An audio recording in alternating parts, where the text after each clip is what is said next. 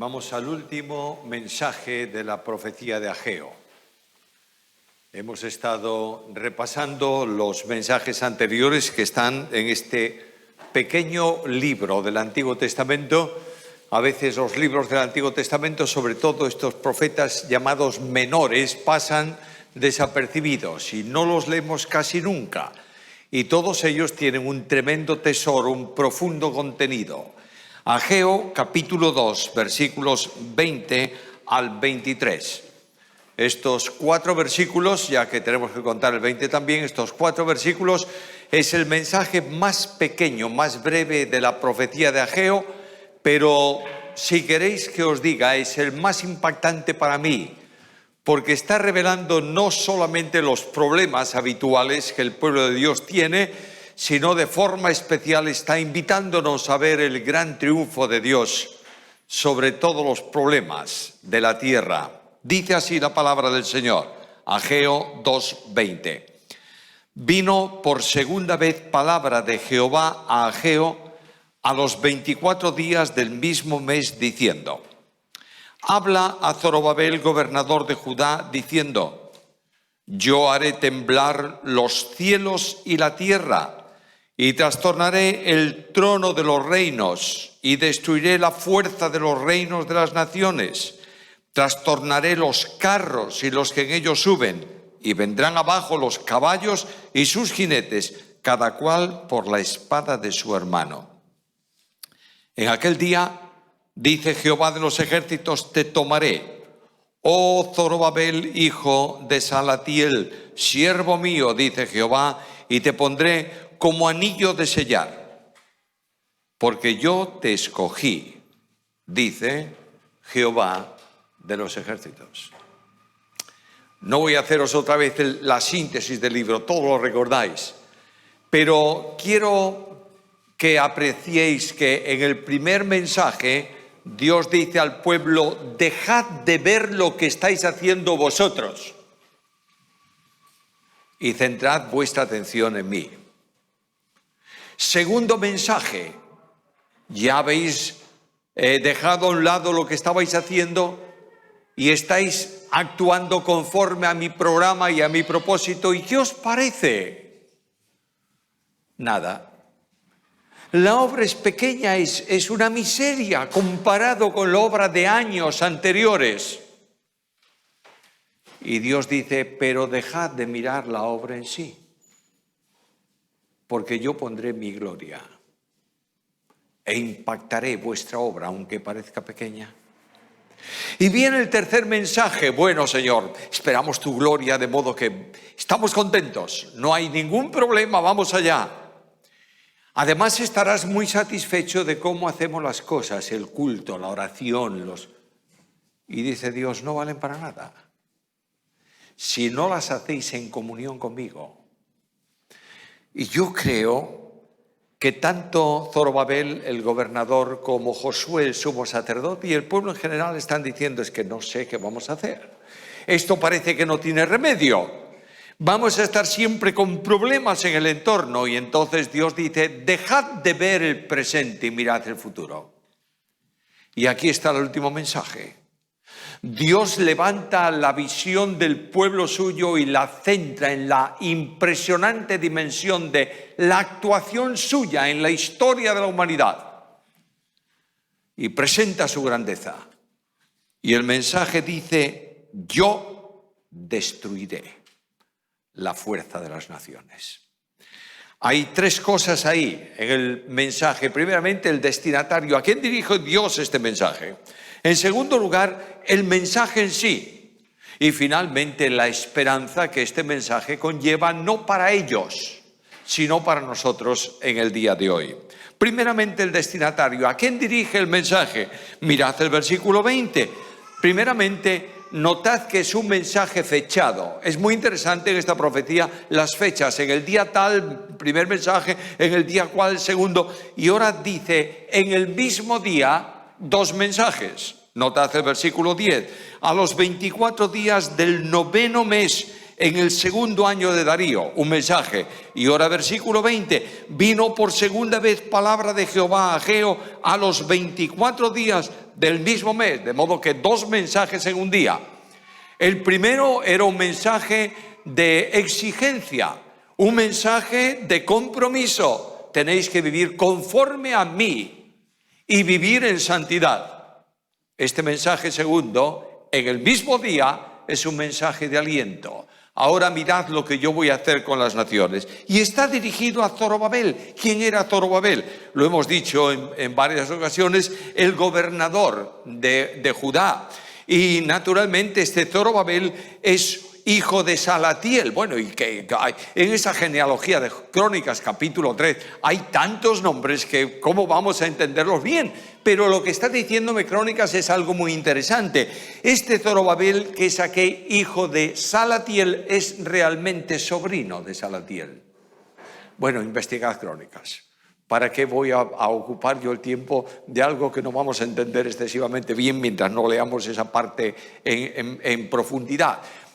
Probablemente es posible que sea el hijo de una cuñada de este hombre, que muere sin descendencia y el marido por obligación tiene que levantar descendencia. Bueno, tampoco tiene importancia ninguna. Lo que me interesa es que Salatiel es el gobernador descendiente de David, por tanto con derecho al trono. Y aquí Dios le va a hacer una promesa muy interesante: te voy a tomar, te voy a poner como anillo de sellar, yo te escogí en un reino. ¿Fue así? No. Zorobabel murió. No se cumple la profecía, aparentemente. Pero lo que sí tengo claro es que Zorobabel es figura del Mesías. En la misma línea del Mesías, hijo de David por Salomón, que llega aquí, y finalmente José, que le da el título, el derecho al título real, humanamente hablando, porque es el último descendiente de David. Aquí en el pasaje, este personaje tiene el componente de ser ejemplo, tipo del Mesías que viene. Ahora, ¿cuál es el mensaje? Bueno, el mensaje es 100% escatológico, ¿lo notáis? Dios le dice a este gobernador que está muy preocupado por muchas cosas, entre otras cosas, por dónde está él y dónde está la nación. Una nación chiquita rodeada de naciones muy grandes. Acababan de tener una experiencia muy impresionante con los babilonios. Los habían tomado y los habían llevado cautivos. Y de todos aquellos que llevaron cautivos, solamente unos poquitos regresaron a Israel, a Palestina, para reconstruir el templo. Más tarde vendría la autorización, no de los babilonios, sino de los medo-persas, para reconstruir la ciudad y el muro, etcétera, etcétera, etcétera. Toda esa es la historia que sabéis. Pero es una nación, digamos así, yo diría microscópica, rodeada de enemigos por todos los lados. Y yo creo que Zorobabel estaría diciendo, ¿cuál va a ser nuestro futuro? Y de pronto Dios le dice, yo voy no a disolver ni a derrotar, a trastornar. ¿A quién? A los reinos de la tierra. Bueno, en los tiempos de ahí está Babilonia todavía funcionando, pero seguramente que Zorobabel conocía la profecía, y especialmente la profecía de Daniel. Muy poquito tiempo antes había Daniel profetizado y escrito, y Daniel había revelado en su profecía todo el movimiento de los reinos del mundo, hasta el tiempo del Mesías y posterior también. De manera que en la profecía de Daniel está el imperio babilónico, luego está el imperio medo-persa, luego el imperio greco-macedónico, después el imperio romano. Una sucesión de reinos impresionantemente grandes, poderosos, firmes. Y Dios dice, yo voy a destruir las naciones de la tierra, a trastornar los reinos de la tierra. El programa de los reinos del mundo es un viejo programa de Satanás. Cuando Satanás es destituido de su ministerio en el cielo por su pecado y arrojado a la tierra, Satanás tiene un propósito. ¿Cuál es? Levantaré mi trono semejante al Altísimo. Él quiere un trono, quiere un gobierno, quiere un lugar de reinar, un lugar donde pueda disponer y ser obedecido, y lo ha conseguido. Y lo ha conseguido por derrota del virrey de la creación que Dios había establecido en la tierra, que es el hombre.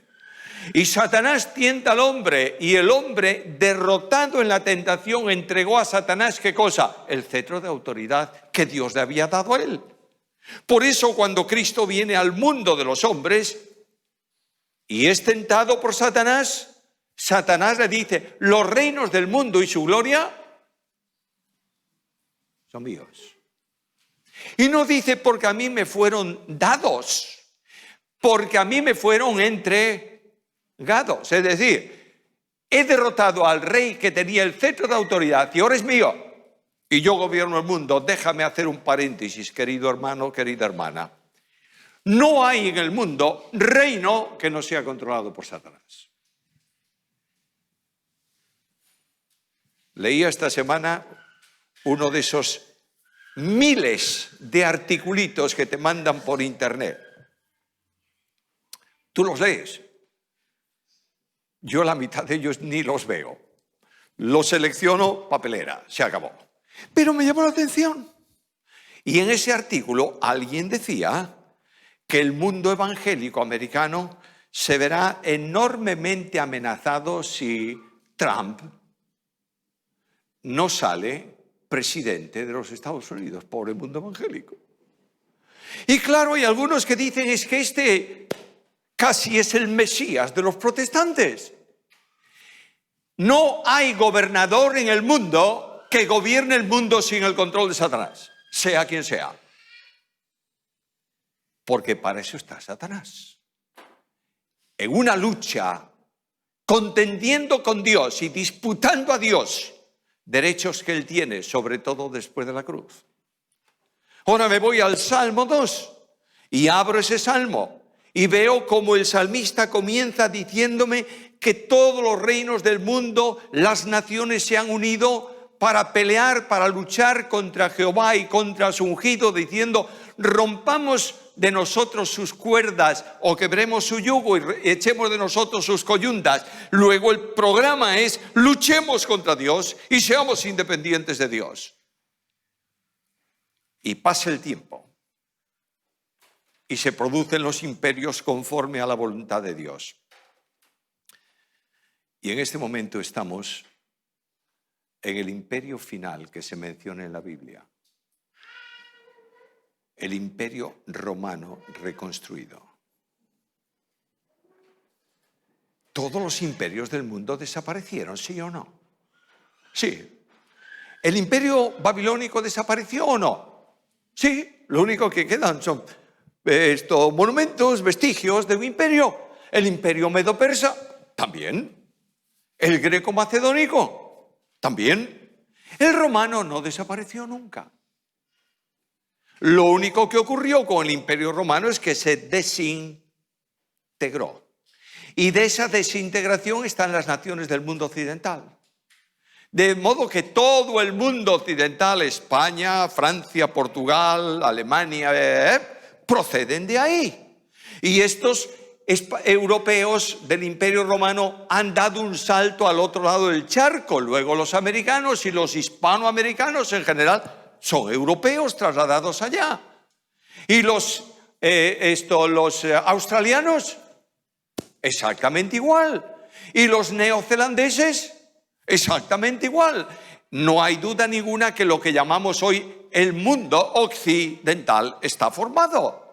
Pero de la misma forma está formado el resto de los grupos que Dios anuncia en su palabra. El reino del norte. Y claro está, por favor, dejémonos de inventos proféticos y de ciencia ficción de la profecía. Y dejemos de poner fronteras a ese reino del norte. Ya no es Rusia, ni es Alemania, ni es el mundo. Esas son tonterías. Tratar de ajustar profecía al tiempo de hoy es perder el tiempo. Todas esas naciones enemigas de Israel que están en el norte están ahí, están ahí.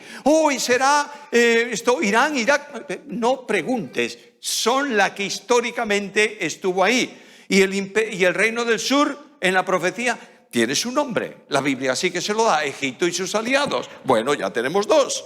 Y el reino de Oriente, serán los chinos y los indios. Pero olvídate. Para la Biblia, Oriente es todo aquello que hay más allá del Éufrates. Y no te preocupes del mapa político del mundo de hoy. Y el mundo occidental ahí está funcionando. De manera que está todo preparado. Llegará un momento en que en el mundo occidental habrá un rey que gobierna este mundo y es el anticristo. Y habrá un falso profeta que está ayudando a la gente, conduciendo a la gente del mundo para que adoren al anticristo. Y algo más, es el controlador de la economía. Y dice el texto bíblico que tendrá el mundo de entonces un sello con el 666 puesto en la mano y puesto en la frente. Y claro, hemos inventado el chip, ¿verdad? Sí. Y además le hemos dado marca a ese chip. Yo tengo un amigo, un conocido. Estudiamos juntos el bachillerato. Él después se fue al ejército y hoy en día está jubilado. Pero aún está asesorando ciertas cosas del servicio de inteligencia. Y yo me lo encontré un día y le dije, hombre, hablamos de 1000 cosas. Y dije, te voy a hacer una pregunta. ¿Qué me dices de este chip? Y se echó a reír. Un chip para controlar a la gente. Dice, hombre, ¿a quién se le ocurre esa idea? El primer gran problema será que cuando te pongan el chip, muchos reaccionarán contra un elemento extraño y se infectará y habrá que sacárselo. Aparte que ese chip, si es electrónico, no hay hacker hoy en día o no hay sistema electrónico que esté protegido absolutamente de un hacker, no lo hay. Dice, mira, cuando yo tenía mi despacho ahí en el ministerio, ¿sabes cómo entraba yo a mi despacho? Me acercaba a la puerta, levantaba la tapa, ponía los ojos y luego la huella digital. ¡Chap! Y se reía el hombre. Yo dije, pues sí, es un poco de ciencia ficción todo este asunto. Porque lo único que la profecía me dice es que ahí hay un 666 que es el número del hombre. ¿Tienes en tu casa algún librito que te habla del 666? Yo tenía unos cuantos y dije, mira que este que es pequeñito me va a servir cuando tenga una silla que hace así, lo pongo debajo. No pierdas el tiempo.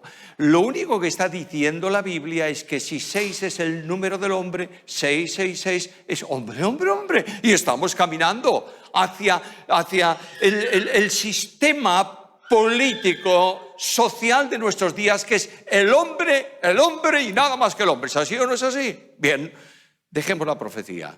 Yo quiero centrarme en el aliento del mensaje. Y cuando yo me doy cuenta de esto, veo en la profecía que el Dios del cielo va a destruir un día al ejército del reino del norte sobre los montes de Israel y el ejército del reino del sur también. Y los ejércitos de oriente vendrán y se aliarán con los de occidente para hacer ¿qué cosa?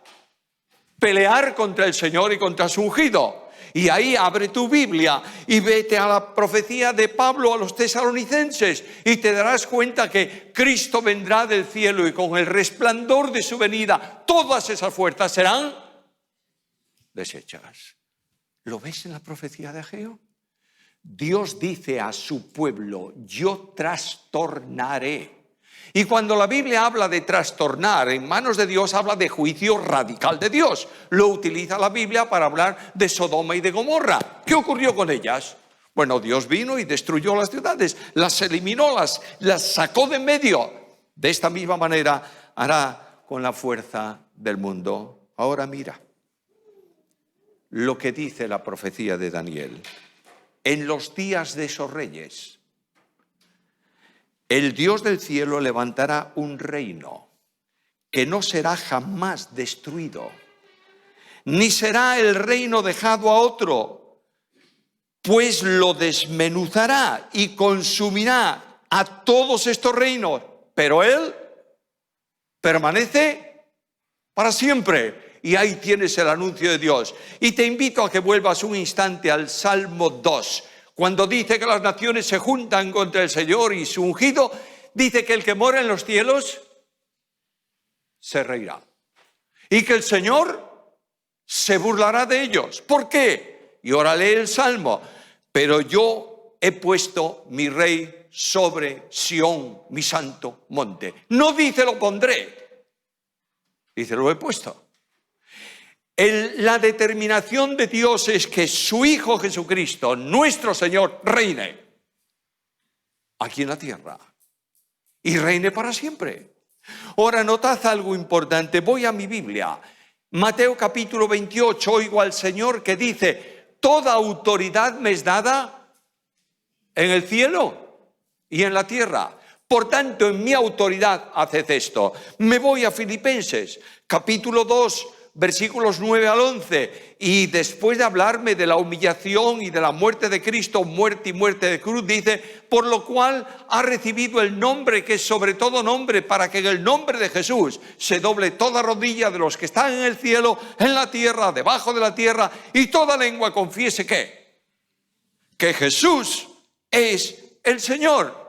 Y ahora voy a mi Biblia y digo: qué bendición tan grande. Dios trastornará, Dios intervendrá. Y la Biblia me presenta esa panorámica tremenda de todas las naciones. Qué impresionante es. Todas las naciones, los ejércitos de las naciones del mundo reunidos en un lugar de la tierra para pelear contra el ungido de Dios. Los que estuvisteis en Israel alguna vez, hay una llanura que no se puede dejar de ver, ¿verdad? La llanura de Armagedón. En una ocasión que yo fui a Israel con un equipo de la televisión española y de la televisión hebrea, el guía que nos llevó por todo Israel era un hombre de alto nivel israelita y también miembro del Mossad. Él tenía un documento, nosotros entramos donde nos dio la gana. Y cuando estábamos ahí en la llanura de Armagedón, él nos dijo: ¿os gustaría ir al centro de la llanura? No se podía ir, ahí los israelitas deben tener algo, no sé lo que, tampoco le he preguntado, no me lo voy a decir. Pero él dijo: no, vamos. Llegamos ahí al centro. Una de las cosas que me impresionó fue el enorme silencio, a lo mejor muy subjetivo por mi parte, ¿verdad? Ahí quieto. Y tú levantas los ojos y ves, es como un anfiteatro, los montes así alrededor, y ahí toda la llanura. Yo dije: qué maravilla. Todos reunidos contra el Señor, y el Señor desciende del cielo y dice Pablo que la gloria de su venida destruye todos esos ejércitos. Y ahí tienes la profecía. Y el anticristo y el falso profeta lanzados al infierno, y Satanás atado durante un milenio, y Cristo reinando en la tierra. ¿Y termina eso ahí? No, ¿qué va a terminar? En cuanto Dios permite a Satanás actuar de nuevo, Satanás engaña a las naciones, se levantan contra Dios y Dios interviene definitivamente, y habrá nuevos cielos, nueva tierra, para siempre. Y en el trono eterno de Dios, el Rey de Reyes y el Señor de Señores. Bueno, qué fantástica profecía, ¿verdad?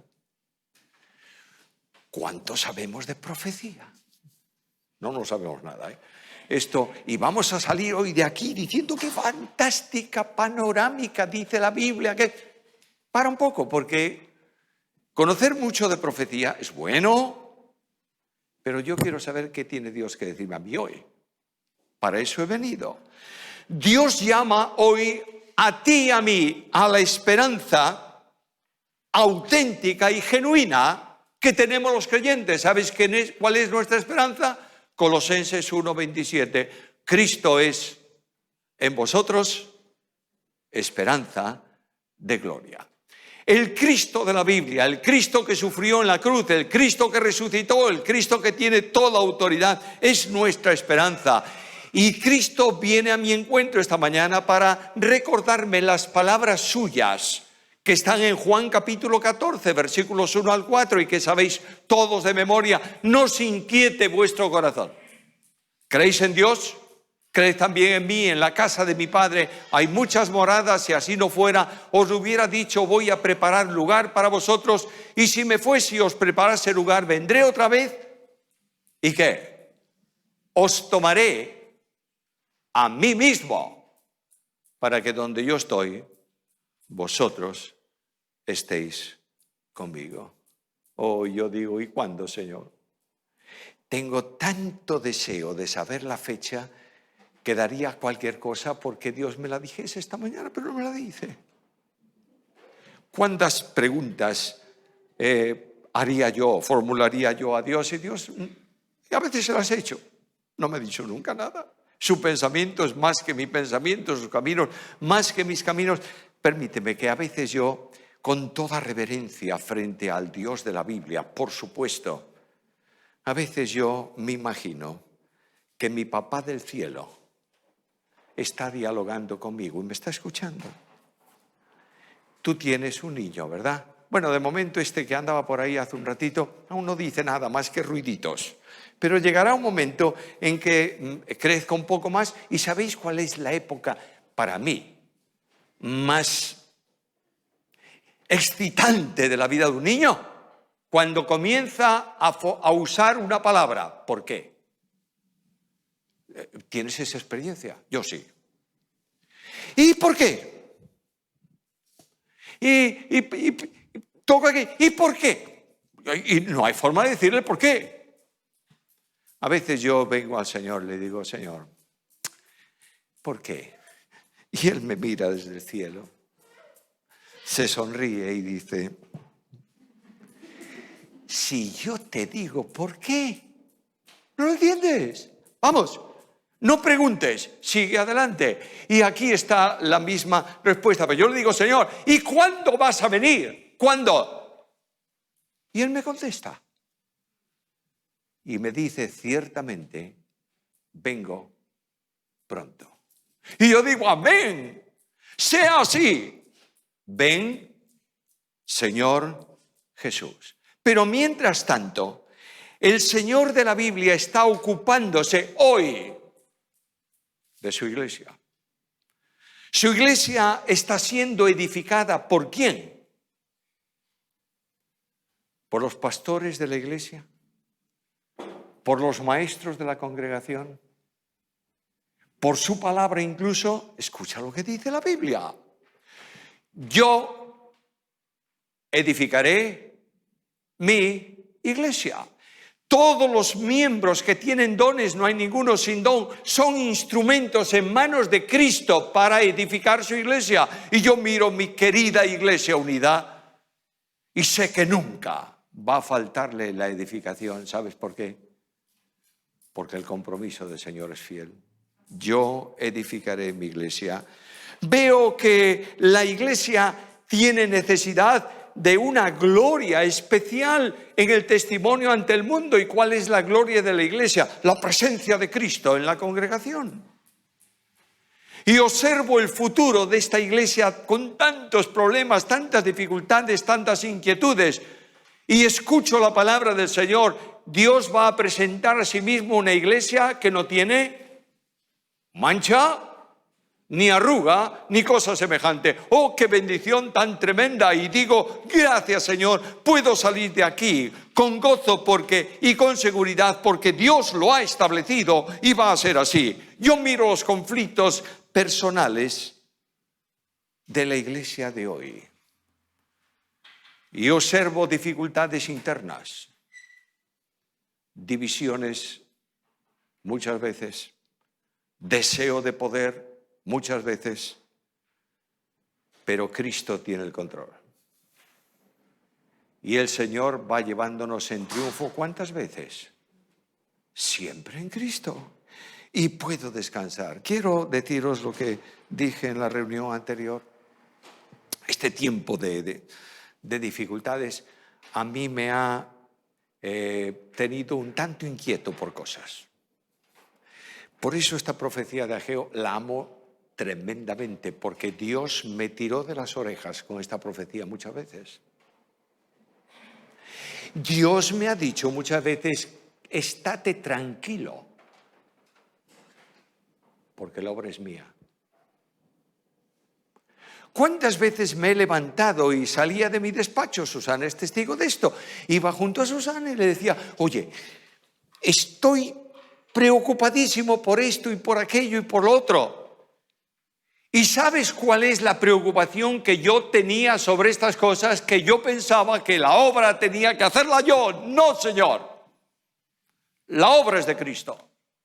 Y lo único que yo he encontrado fue en ese tiempo un momento de intimidad con el Señor, y ahí en mi despacho, con la puerta cerrada, me puse de rodillas y dije, Señor, tú y no yo. Y nunca he sentido tanta paz en el alma.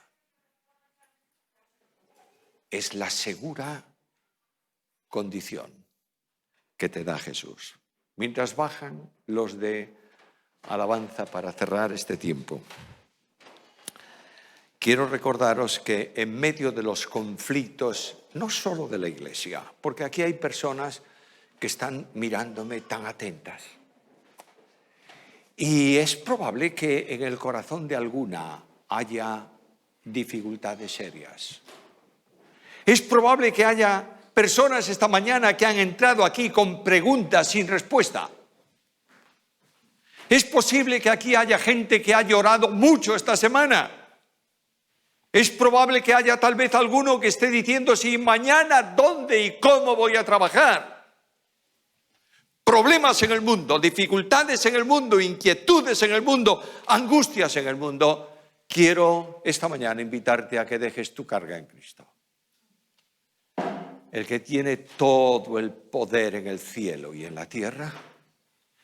El que no tiene montaña que su gracia no pueda superar, para el que no hay camino empinado, para el que no te dé fuerzas para seguir, para quien no tiene problema alguno para superar tus calamidades e incluso tu pecado y llevarte en triunfo. Y este Dios admirable ha venido a nosotros esta mañana para formularme, a mí el primero y a vosotros también, aquellas palabras solemnísimas de Él a su iglesia. He aquí estoy a la puerta y llamo. Si alguno oye mi voz y abre la puerta, entraré a Él y cenaré con Él y Él conmigo. Oh, mi hermano, mi hermana, no has venido aquí esta mañana por casualidad. Dios tiene algo para ti hoy y puedes tomarlo y recogerlo por fe y decirle al Señor ahora en el silencio de tu alma, aquí estoy, Señor, te abro mi vida de par en par para que tú la uses y me des la bendición de descansar profundamente en ti. En cierta ocasión, en una casa, estaba cenando la familia. Ahí había un muchacho joven que estaba estudiando medicina y había una materia de medicina que se le hacía cuesta arriba, la suspendió una vez o dos o no sé cuándo, yo no me acuerdo mucho de la historia. Y claro, había una cierta tensión entre él y ¿quién? Y su padre. Y ahí salió el tema en la comida y comenzó a manifestarse y el chico dijo a su padre, oye, ¿no te das cuenta lo inquieto que estoy por este problema? Y el abuelo, siempre con mucha experiencia por los años, le dijo al chico, ¿tú eres cristiano? Sí, abuelo, lo soy. Un cristiano no se inquieta por nada porque sabe que Dios lo ama. No se desalienta porque sabe que Dios lo sostiene. No teme porque sabe que Dios lo guarda. Para esto nos trajo esta mañana. Para que tú y yo salgamos de aquí ahora, después de este tiempo, descansando profundamente en el Señor. y diciendo al Señor: gracias, Señor, porque tú eres bueno y tu misericordia es para siempre. Oremos. Padre nuestro y Dios nuestro, te bendecimos porque tu palabra es un tremendo tesoro, Señor. Ayúdanos a amarla, a pensar en ella, a leerla, a meditarla, a apropiarnos de ella, a caminar conforme a lo que ella tiene dispuesta de tu parte para nosotros. Y te queremos pedir, Dios de toda gracia, que no haya nadie aquí hoy que salga con su carga, sino que cada uno la pongamos en tus manos y recibamos de ti aquellas palabras cariñosas. Confía, hijo. Gracias porque tú eres bueno, porque eres omnipotente, porque el futuro está en tus manos, porque el mundo se levanta contra ti, pero tú eres el Rey. Gracias porque estás en nuestra vida. Gracias porque eres el Señor de esta iglesia. Oh Padre del cielo, Dios de misericordia y de bondad, te adoramos y te bendecimos, Señor. Proclamamos tu nombre, porque tú eres el único Dios adorable. Gracias por todo. Danos tu paz al salir de este lugar y condúcenos por sendas de justicia en esta semana por amor de tu nombre. Sé propicio a tu pueblo y bendice tu heredad. Por Cristo Jesús. Amén.